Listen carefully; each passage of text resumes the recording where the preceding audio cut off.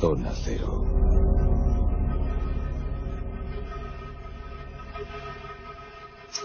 Es la noche de Halloween, es la noche en la que los fantasmas, los terrores aparecen y deambulan por las calles.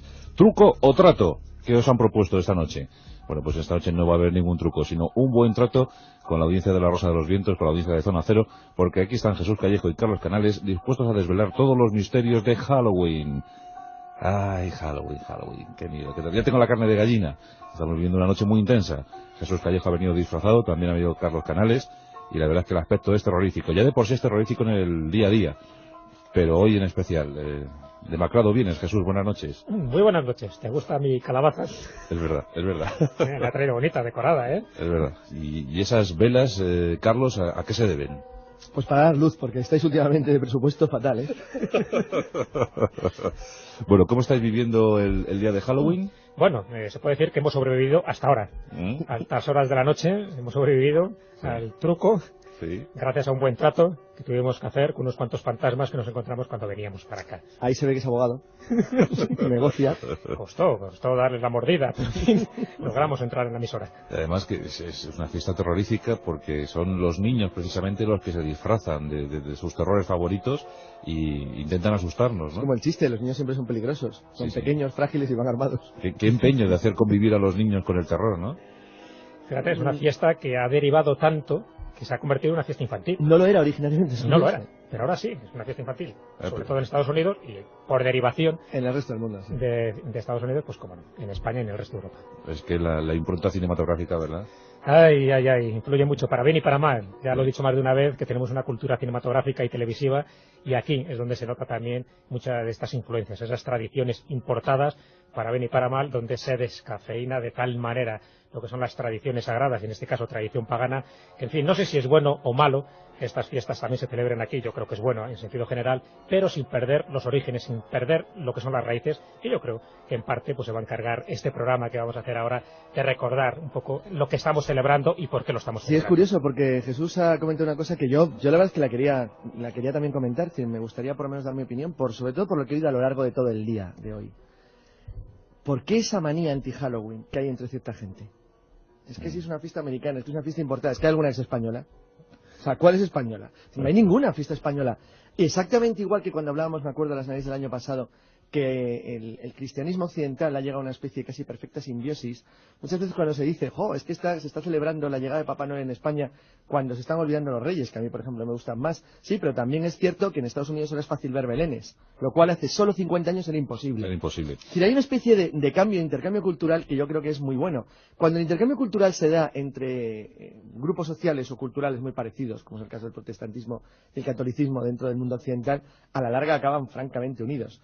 La curiosidad de Halloween como fiesta, que no por el hecho de ser fiesta importada, que se celebrará pura y simplemente porque la gente se lo pasa bien y se divierte y los niños más, es que puede llegar a ocultar las verdaderas tradiciones españolas, las verdaderas tradiciones que se arrancan de hace siglos, más que nada, principalmente porque todos esos que dicen que Halloween es una fiesta importada no se molestan en enterarse de qué fiestas hay aquí. Pero más que importada, a lo mejor deberíamos decir una fiesta de vuelta, ¿no? No, y absorbida, porque es claramente de imagen, no es de contenido. Pero la cuna de Halloween es una cuna europea, ¿no, Jesús? Es europea, claro. Es céltica. Sí, además ni siquiera es británica, es irlandesa. Es irlandesa, porque no olvidemos que Halloween se empieza a poner de moda cuando los primeros colonos irlandeses llegan allí en el Mayflower a las costas norteamericanas y empiezan a importar, como no, todas sus costumbres, todos sus usos, todas sus fiestas. Que en el Mayflower eran anglosajones, no había ninguno. Debían ir como 300.000 pasajeros, ¿no? Porque...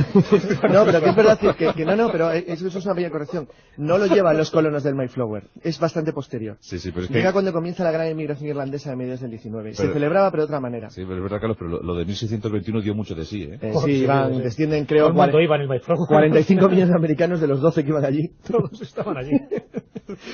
Sí. No, eso es verdad, eso es una forma de estirar, ¿no?, el chicle, en este caso del Mayflower, hasta extremos inverosímiles. Bueno, todos los mexicanos europeos descienden de un compañero de Cortés. Pero además es que eso es el pedigrino. Como todo el mundo sabe. Queda muy bien decir que tu tatarabuelo era del Mayflower. El Mayflower, sí. Hay el pedigrino. Entonces, oiga, os apellidó usted Kowalski. Bueno, sí, pero... Ya, me suena a polaco. No se fíe. Bueno, pues queda claro que Halloween nace en la ancestral Irlanda, en la Isla Verde.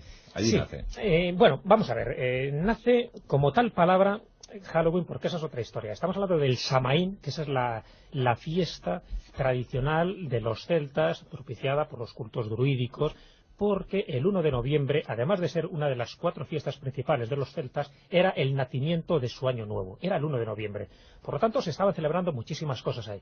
Era su año sagrado, su fiesta principal, la fiesta dedicada al dios Cernunnos, un dios con cuernos, un dios que después fue satanizado por el cristianismo. Todos los dioses que tenían cuernos tienen el mismo destino, y empiezan a darse unos elementos en esa fiesta del Samaín que después se van a perpetuar, a pesar del cristianismo, en la iglesia, lo que era la fiesta ya sagrada, lo que es la fiesta cristianizada, porque eso es importante. Sabéis, eso se ha dicho, ya lo hemos dicho más de una vez, pero también es bueno repetirlo, que todas las fiestas importantes del paganismo se fueron cristianizando para que se olvidaran esos cultos paganos y se empezaran a reconvertir pues a la nueva ideología, en este caso a la nueva religión. Sí, además Irlanda fue un reducto importante para el paganismo, ¿no? Al no ser romanizada, ¿no? Efectivamente. Entonces, el caso más representativo, las Navidades. Ya os comentaba el por qué el 25 de diciembre, por qué se utilizó una fiesta de un culto al dios solar y por qué se instituyó lo que es la celebración del nacimiento de Cristo, que no lo olvidemos, es otra simbología de un dios solar que viene al mundo para renovarlo. Entonces, hace ya muchos siglos, los celtas estarían celebrando ahora mismo, esta noche, una noche como esta, su principio de año. Comenzaba, porque duraba 10 días prácticamente. Era una fiesta muy larga que estaba llena de celebraciones en las cuales ellos, bueno, pues daban curso al comienzo de su año nuevo. Hay que tener en cuenta que la tradición, la forma en la que las fiestas pasan a la tradición y a la leyenda y a la práctica es casi imposible de determinar siempre con seguridad, porque las contaminaciones pues simplemente por contacto cultural son enormes. ¿Y cómo celebraban aquellos celtas el Samaín? Solo una cosa antes de contártelo. Hay que tener en cuenta, y luego vamos a hablar de ello, que la Santa Compañía, según algunos historiadores como Méndez Palayo o como Teósofos, como Rosso de Luna, parte del Samaín celta. Lo cual, esto es una manera de demostrar o de enseñar que de una manera u otra también este tipo de fiesta llegó desde los antiguos celtas del noroeste español a la actualidad. Hay muchas formas de transmitirlo. El Hallow Even, es decir, el anterior a todo lo sagrado, que es el nombre del cual derivó luego Halloween, significa lo que su nombre está indicando también en castellano, la víspera de todos los santos. Es decir, es la víspera de todo lo sagrado. Es lo que luego nosotros y el cristianismo convirtieron en la fiesta de todos los santos y el día de difuntos. El que en España no se celebrara, o en Francia, por ejemplo, en Portugal, el día de Halloween no quiere decir que el contenido de lo que significaba no existiera de una manera u otra. De hecho, existe claramente. Pero vamos a contar esa fiesta. Vamos a situarnos en ese lugar, porque es verdad, es la noche especial además para rememorar un poco pues todo lo que hacían los antiguos celtas en esta noche tan especial que para ellos empezaba su año. Se hacía de noche, eran un día donde se engalanaba con flores todas sus casas, donde se propiciaban asambleas, donde los hombres y las mujeres se podían reunir. No era habitual porque por un lado estaban siempre las mujeres, por otro lado estaban los hombres. Era noche de druidas. Pero exactamente, el Samaín, esta fiesta dedicada al dios Cernunnos, era una fiesta eminentemente de la naturaleza. Es cuando los druidas podían comer carne de cerdo y beber vino, no siempre lo podían hacer. Es cuando los druidas recogían las bayas del muérdago, esa planta sagrada y que servía para hacer todo tipo de pócimas. Es cuando los celtas amontonaban las calaveras y empezaban a pintar los cráneos, porque ellos tenían un culto a sus antepasados muy diferente al que después adoptó el cristianismo. Ellos celebraban la fiesta con unos aspectos lúdicos, porque cuando se reunían en esta noche, la noche que precedía a ese día del Año Nuevo, se abría el Sid. El Sid, para ellos, era el mundo de los dioses y de los héroes, y de ahí es donde se producía, dentro de sus creencias religiosas, se producía la comunicación entre los vivos y los muertos. Es decir, en otras palabras, se abría esa puerta dimensional solo en unos momentos precisos donde el mundo de lo tangible se hacía intangible y donde el mundo de lo visible se podía hacer invisible. Es más que una metáfora, es mucho más que una imagen alegórica lo que estoy contando, ya que ellos abrían los sepulcros y se creía que cualquier persona viva podía descender al mundo de los muertos y comunicarse con ellos si permanecía junto al sepulcro hasta el día siguiente del Samaín. Y para que la comunicación fuera fructífera, para que esa energía fuera totalmente positiva, se llevaban flores. Las flores, no lo olvidemos, es ese símbolo de comunicación, de transmisión no verbal, de una serie de sentimientos y de ideas.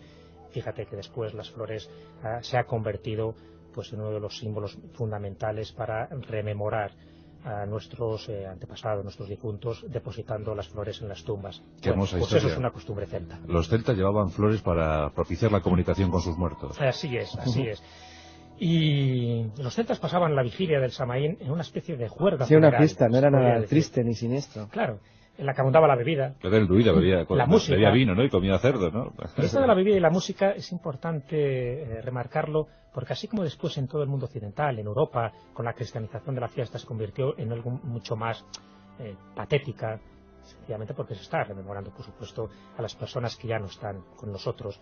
Sin embargo, donde sí se ha permanecido de alguna forma esta costumbre céltica, a pesar de que no tendría ese origen céltico, es en los cultos mexicanos, que proceden de los cultos nahual. Ellos también tenían este mismo fervor lúdico, a la vez que religioso, sobre la rememoración de sus muertos, de sus antepasados. Los celtas lo hacían, esta especie de juerga funeral en la que abundaba esa bebida, esa música, haciendo compañía a los cráneos, como yo comentaba antes, de sus antepasados que previamente habían sido apilados. Ojo, aquí está también el origen de esos humilladoiros, de piedras que se van acumulando, y cada piedra está representando un deseo, siempre un deseo de paz, un deseo de amor.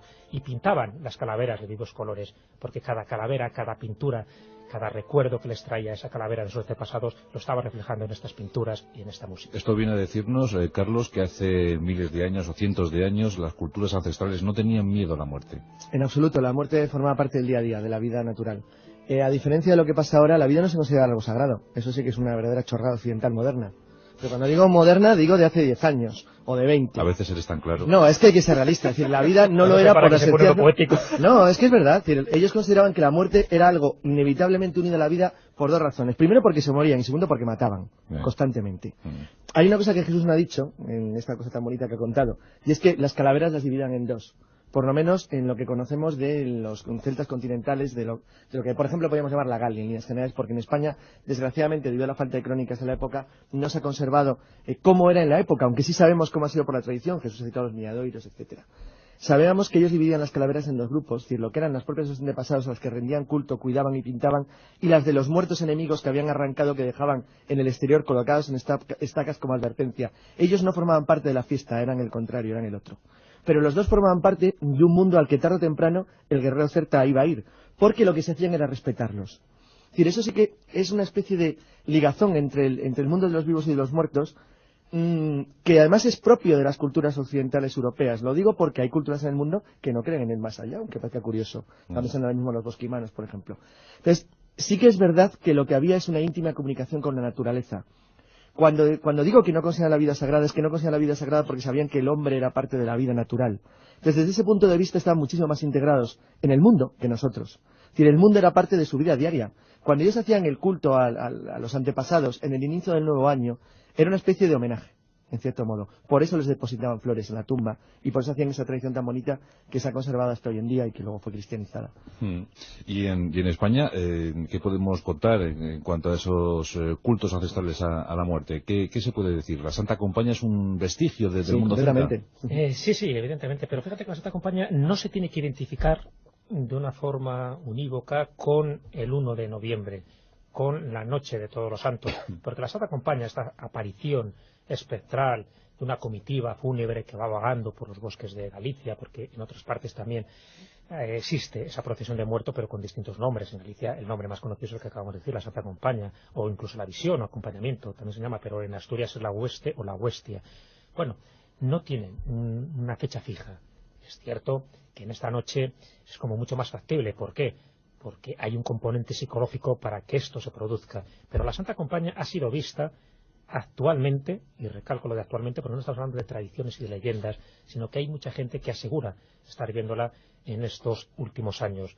Y puede obedecer a muchos factores, evidentemente, no en las causas, pero no obedece tampoco a una fecha fija. Hay momentos muy determinados donde esta especie de aparición fantasmal, esta cohorte fúnebre, se puede presentar siempre como un signo de mal agüero. Aquella persona que le ve tiene que hacer unos símbolos de protección para que no forme parte también de la comitiva espectral. Sí, porque lo que se dice es que si tú ves la Santa Compañía vas a ser el primero, ¿no? Claro, es lo que se dice. Se te verá a ti dentro de nada al frente de esa comitiva, ¿no? Aunque hay muchas vertientes, ¿no? De hecho, en la Santa Compañía, cuando se habla, por ejemplo, de los elementos que tiene que componer esta Santa Compañía, se habla de que tiene que haber un mínimo de 5 personas, ¿no? 5 difuntos vestidos con túnicas blancas o con mortajas. También se habla de que tienen que portar un ataúd y que llevan velas o huesos en la mano, encendidas. Pueden ser de una fila o pueden ser de 2 filas, lo cual todavía le da muchísimo más tenebrismo a esta procesión de muertos. El que está al frente de la comitiva fantasmal, estamos hablando de la Santa Compañía, que no ocurre lo mismo con la hueste en Asturias, es un espectro de mayor tamaño, de ahí que se llama la estadea. Es el que porta, además, un estandarte. Y suelen llevar diversos elementos. Normalmente se habla de una cruz, de un estandarte, de un caldero para el agua bendita, de un farol o de una campanilla. El encuentro mortal, que tiene el privilegio, entre comillas, de ver la Santa Compañía, es un mal augurio, porque indica de que va a morir próximamente o indica de que alguien muy cercano va a morir. Porque ese ataúd que llevan, esto es un dato creo que curioso, muchas veces está vacío.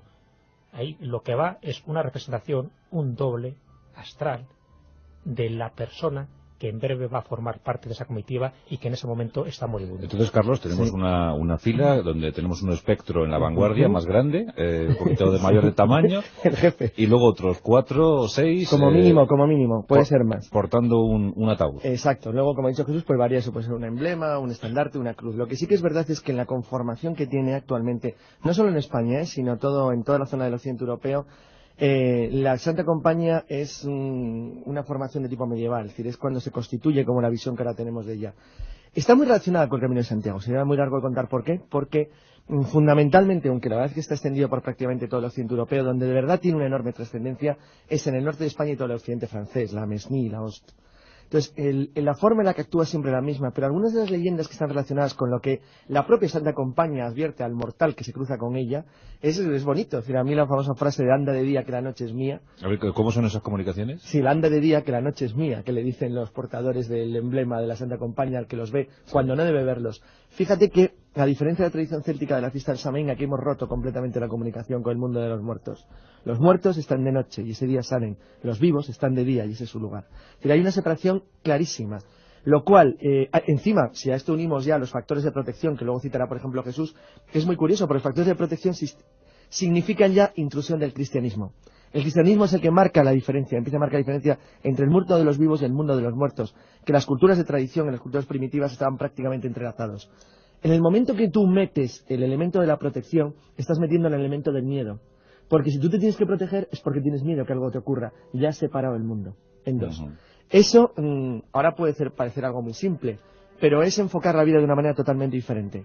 Es como que era el mundo antes o después del reloj. Es decir, cuando por ejemplo, los grandes pensadores del occidentalismo dicen que uno de los grandes avances de la civilización nuestra es el control del tiempo, pues tienen razón, porque el control del tiempo te hace pensar de una manera. Bueno, pues el enorme factor que mete la religión católica en el mundo es que le mete miedo. Parece curioso, pero es así. Es decir, una religión de paz y de amor como es el cristianismo, en realidad lo que mete es un tremendo terror a todo lo que no es la vida normal, diaria, que transcurre entre el nacimiento y la muerte. Sí, una religión muy reaccionaria, ¿no? En ese sentido sí, en todo lo demás no, porque claro, da un salto decisivo, es decir, bueno, luego puede ser pervertido todo lo que se quiera, pero el hecho cierto es que cuando el cristianismo nace da un mensaje magnífico y maravilloso. Pero lo que sí que es verdad es que al meter el miedo está separando de manera radical, está rompiendo la naturaleza en dos. Es decir, hay un mundo de vivos y un mundo de muertos, pero fíjate que para los celtas son así. El miedo y la angustia es un factor fundamental del cristianismo, vamos a ceñirnos al efectivamente, la culpa, por la existencia del pecado. Claro, la culpa genera la culpa, genera la angustia, la culpa es la que genera Eso es un ardid sí, muy bien estudiado por parte claro, de los ideólogos del cristianismo, porque el pecado es lo que ha generado precisamente los fundamentos del cristianismo, por desgracia, porque el miedo y la angustia es lo contrario del amor, es lo contrario de la luz, no lo olvidemos. Ese es el elemento fatídico que para mí nunca me ha encajado dentro de una religión supuestamente de amor como es el cristianismo. Es porque se constituyó, es lo que le da el poder a los cristianos en el siglo III. Claro, pero eso es descafeinar el mensaje divino, yo no el mensaje original. Bueno, está bastante claro que estoy diciendo que está descafeinado desde hace 1700 años, pero el hecho cierto es que es así. Y yo estoy hablando ahora de las tradiciones tal y como son. Y el hecho es que tal y como son, la hueste da miedo. Es decir, ¿cómo ha caminado? Es que esto es curiosísimo. si alguien coge las tradiciones irlandesas, no hace falta irse ni siquiera a la Edad Media. Es decir, las tradiciones irlandesas del interior del campo, Irlanda era un lugar donde la vida era muy dura y difícil hasta hace muy pocos años. Las tradiciones que había de origen de verdad del auténtico Halloween, es decir, del antecesor del día anterior de lo sagrado, no eran tan absolutamente siniestras como la actual noche de Halloween, en lo que ha acabado convertido por el cine y la tradición americana, no por la fiesta de niñitos, que es muy divertida. Es decir, es algo que... ¿Cómo se puede hacer una película de terror que se llama La noche de Halloween? Es decir, no tenía ningún sentido en el mundo céltico original. No tiene ningún sentido porque no había ninguna diferencia entre un mundo y otro. Era un estadio en el que tú estabas antes de pasar a otro. Sin embargo, el cristianismo lo rompe para siempre, porque te mete la separación de los mundos. Hay un mundo oscuro, negro, siniestro, en el que camina la hueste que te amenaza, anda de día que la noche es mía. Eso no podía ocurrir hace 2000 años, era inimaginable. El Halloween de hace 2000 años era un Halloween de paz y de amor y de perfecta comunicación con el otro lado. De comunicación, efectivamente, y además con una conciencia muy clara de que en esa noche se abrían ese tipo de puertas. Había noches que eran factibles, donde la comunicación con esos antepasados, que no consideraban que hubieran muerto definitivamente, se podía restablecer. Y esa noche era la noche del Halloween. Bueno, señores, pero nosotros somos cristianos, somos temerosos de Dios y temerosos de la Santa Compañía, así que Jesús, saca los artilugios, saca los potingues, los brebajes y las frases para librarnos de una visión espectral. Vamos, efectivamente.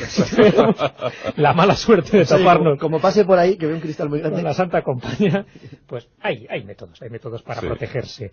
Que antes, también es mala suerte. Antes, una pequeña observación, además, de algo que ha comentado Carlos, que me parece muy importante remarcar algo más. Estamos hablando de esa distinción entre el día y la noche. La noche es de los difuntos, la noche es oscura, la noche es de los malos espíritus, la noche es algo que hay que temer y, sin embargo, el día es como el campo de acción del ser humano. Y cuando la huestia o la Santa Compañía, cuando encuentra al mortal, y a veces, dicen algunas tradiciones, le da un capón, una bofetada y le advierten, anda de día que la noche es mía, se relaciona mucho también con una tradición que existe en el País Vasco, donde la gente que ha tenido encuentros, pues más bien encontronazos con entidades maléficas, esa entidad maléfica le dice, el día para el de día, está representando al hombre, y la noche para el de la noche, que sería Hueco, que es la representación o la personificación de la noche, la personificación del mal. ¿Sabido esto? Sí, estamos pasando un momento terrible de angustia. Nuestros oyentes están ahora mismo abrazados a la cama. Bueno, pues para relajar un poco ese ambiente. Métodos de protección. Exacto. Imaginaos la situación. Vamos, Carlos, Jesús y yo, abrazados por un bosque del norte. Estamos pasándolo muy mal, realmente mal, y nos topamos con la comitiva espectral. Muy bien. Primer consejo. Estamos ya, Carlos y yo, abrazados a Jesús. Jesús, sálvanos. Yo intentando saca el manual, relajarme de vuestros brazos pegajosos, sudorosos, y os diría inmediatamente que pusierais los brazos en cruz, o las manos metidas en los bolsillos, ocupadas con algo, para que no podáis coger la vela, el caldero o la cruz, que inmediatamente os va a ofrecer esa comitiva fúnebre. Importantísimo. Si os atarulláis, en fin, eso de los brazos, os hacéis un lío y las manos no sabéis qué hacer con ellas, echaros al suelo boca abajo, porque también dice que es un método de protección fundamental. Boca abajo. Contacto con la tierra, eso te aunque os pise toda la cohorte y toda la procesión de muertos, no os mováis de ahí, porque es otro síntoma, ¿no?, para que no pertenezcáis pues a esa procesión, que sería maléfico, porque entonces ya sería la procesión eterna. Entonces, brazos en cruz, tener las manos ocupadas, protección de las manos, te puedes echar al suelo boca abajo. Sí. Otro método que es un poco más complicado, porque para eso tienes que, no era nuestro caso, tener un gato negro, o sea, me parece que eso lo vais a tener un poco complicado, es si se topa uno con esta macabra procesión, se arroja el gato negro, ellos parece que se entretiene y el gato negro respetando un alarido de miedo, y empiezas a huir y te puedes librar, evitas ese influjo. O sea, el gato negro te puede salvar. Te puede salvar. Otro de los sistemas de protección, pero este hay que ser un poco más culto y conocer por lo menos los trazos básicos del Círculo de Salomón, que son los que tienes que trazar en el suelo con una rama de olivo bendecida el Domingo de Ramos. Eso es más difícil. Que se den estos elementos. Lo tienes que llevar en la mochila y tal, eso es complicado. Es complicado. Y si encima después no ha sido bendecida el Domingo de Ramos, lo vas a descubrir un poco tarde. Sí. Otro es las clásicas mudras o gestos con la mano, como la figa o el gesto de los cuernos. También serviría para contrarrestar. Luego contaré alguna anécdota sobre por qué estos símbolos. Hagas el signo de los cuernos dirigiéndote a mí. Y otra, bueno, que es la recomendable, porque hay algunas como muy folclóricas, muy insólitas, una que se utiliza en San Juan del Beleño, en un pueblecito de Asturias, donde es sujetarse fuertemente a una cría de vaca que sea macho. Entonces dices, bueno, pues hay que tener esa cría de vaca para que te pueda también contrarrestar esto. Y la otra es la de rezar cualquier oración o cualquier jaculatoria que tengas a mano, porque es lo que te puede librar haciendo, o cumpliendo a rajatabla ese antiguo refrán que dice que de los fantasmas y las apariciones huían con oraciones. Bueno, yo creo que ahí es mejor echar mano del Padre Nuestro de lo que tengas a mano, porque es la única forma. Estos son los distintos métodos de protección según los lugares, según las culturas. Quería comentar dos, como anécdota, por ejemplo, para elegir dos, el caso de echarse al suelo y el de hacer el símbolo de los cuernos. El echarse al suelo es una tradición céltica, es el contacto con la tierra madre. Es decir, la tierra madre está totalmente opuesta al mundo de los espíritus, con lo cual ellos no pueden vivir en lo sólido, son seres del mundo astral, es decir, no pueden estar aquí. En cuanto al símbolo de los cuernos, es la relación con el dios simbólico que tenían los celtas, que era el que estaba en toda la fiesta del Samaín, que era el símbolo del dios, es decir, en una marca totémica que marcaba al dios, que marcaba la fiesta de comienzo del año nuevo. Fíjate en lo que se ha convertido con el paso de los... Además, muchos dioses paganos tenían cuernos. Y el cuerno es lo que le daba la sacralidad a ese dios, o sea, no después esa noción peyorativa que estamos dando de los cuernos. Por lo tanto, cuando se hacía el gesto, ese mudra de los cuernos, que ahora pues luego es un insulto clarísimo, lo que estaba, es decir, es una especie de protección divina para cualquier mal, para preservarte de los espíritus diabólicos de la noche. Y siempre hay que pensar de la noche, porque era el reino prohibido para el ser humano. Bueno, pues sorprendente, ¿verdad? Tenemos ya un montón de anotaciones hechas para librarnos de la Santa Compañía cuando nos topemos con ella en algún bosquecillo o en algún camino rural de nuestro norte querido. Bueno, pues eso en cuanto a la Santa Compañía, pero esto también se puede llevar a otros puntos del planeta, porque fíjate, lo de México, por ejemplo, siguen también una tradición ancestral con las flores, llevando comida a la tumba. Esta a lo mejor se parece, ya que hemos contado eso, un poquito más a la celta, ¿no? Sí, a pesar de que ya digo que el origen no estaría realmente en los cultos celtas. Sería Nahuatl, ¿no? Sí, sería Nahuatl, serían los cultos de los antiguos mexicas, donde celebraban pues este tipo de homenaje a los muertos, pero también desdramatizándolo. Eran sus platos favoritos, ¿no? Sí, es curioso, porque allí hay como dos cultos muy diferenciados, que es el de los santos difuntos, que serían las almas infantiles, y el de los fieles difuntos, que serían las almas adultas. Y en función de uno u otro culto, tienen también como distinta parafernalia, ¿no? Distintos rituales, todos pues con un cierto jolgorio, todos revestidos, ¿no? De unas actuaciones lúdicas muy musicales. Hay gente que gasta todo su dineral para alquilar unos mariachis, ir al cementerio y cantarle unos corridos a su difunto, pero no les importa, porque lo viven como un día trascendental, lo viven como esa comunicación que se da con los muertos. Y por cierto, Carlos, explícanos lo de la calabaza, porque nos trae mal traer. Hay un debate tremendo, porque claro, ahora mismo en las verdulerías o fruterías se están vendiendo muchísimas calabazas. No claro. os metéis con ellos, que están los pobres felices, venden más calabazas que nunca. ¿Pero qué sentido tiene coger una calabaza, hacerle una cara y poner una vela dentro? Es simplemente un farol. Es un farol. Es un farol. Es una manera de construir faroles que había no en la Irlanda, sino en la América de mediados del siglo XIX. Era una manera de hacer faroles. El adornarlo con la forma clásica que ponen ahora, con abrir una boca y unos ojitos, eso es relativamente moderno, no era demasiado antiguo. Bueno, no era muy demasiado antiguo por la relación con la calabaza, fundamentalmente. La verdad es que forma parte de la iconografía de prácticamente el siglo XX ya, ni siquiera del XIX.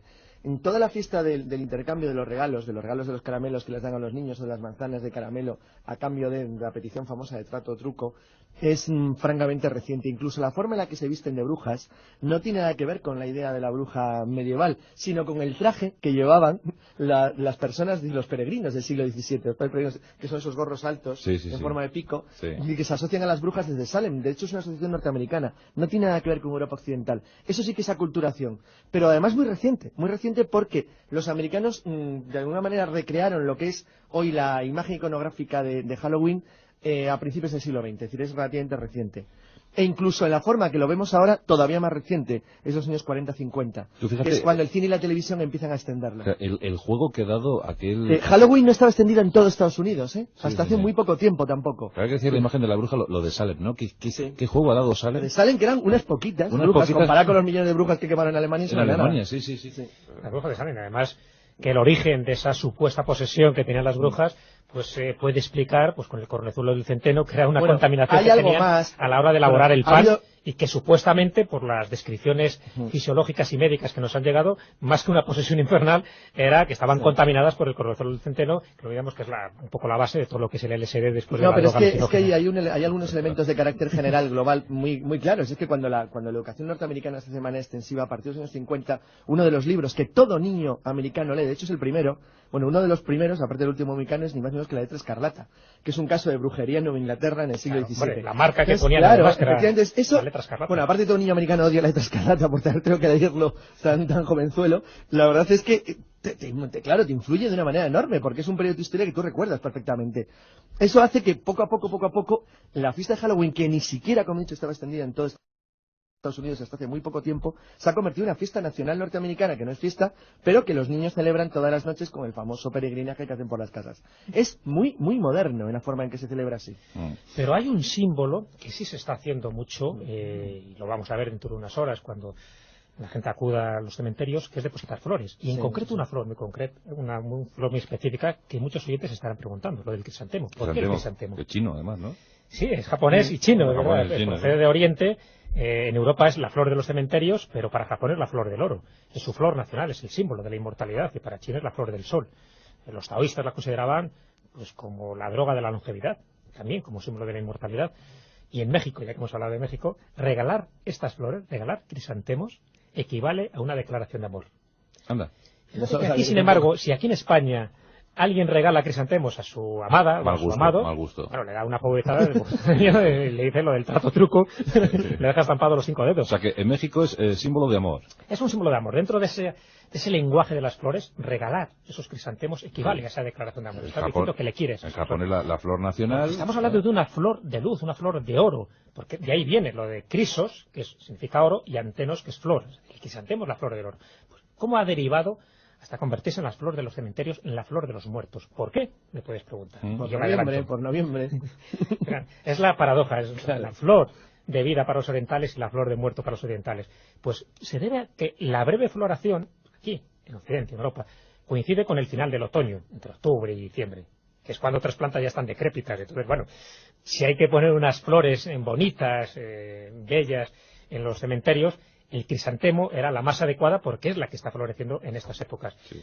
Y ese es el misterio, ¿no? Pero no lo olvidemos que realmente el crisantemo es una flor preciosa, es una flor de buen augurio, es una flor positiva. No sé por qué al final se ha convertido en esta flor de muertos. El por qué es por la floración que se ocurre en estos momentos. Sí que es hermosa, sí. Te lo dice uno que se ha criado al lado del cementerio de la Almudena, que en estas fechas era tremendo, ¿no? Los niños nos acercábamos a la carretera, a la antigua carretera de Aragón, ¿verdad? La avenida de Aroca, para ver cómo pasaban esas comitivas de coches interminables, ¿no? Y cómo se colocaban los puestecillos con esos crisantemos, ¿no? Sí. Toda la carretera quedaba jalonada por esos adornos. Es el gran día de la venta de flores en España. Sí, bueno, se vende muchísimo. Dicen los especialistas que un tercio de la venta total se realiza en estos días, ¿no? Sí. Y eso es tremendo. Bueno, pues hemos hecho Halloween, hemos hecho homenaje a Halloween, hemos descubierto cosas interesantes sobre rituales ancestrales célticos, ya hemos visto que los celtas trataban esto con un poquito más de amabilidad, sí, más de cariño, esa comunicación con los muertos. Es que la cervecilla, siempre. Claro, amigo. Y ya dejamos a Jesús Callejo y a Carlos Canales para que sigan por ahí, porque ahora tienen que salir a las calles a decirlo de trato o truco. No sé, nos estaban esperando en la puerta, no sé si salían.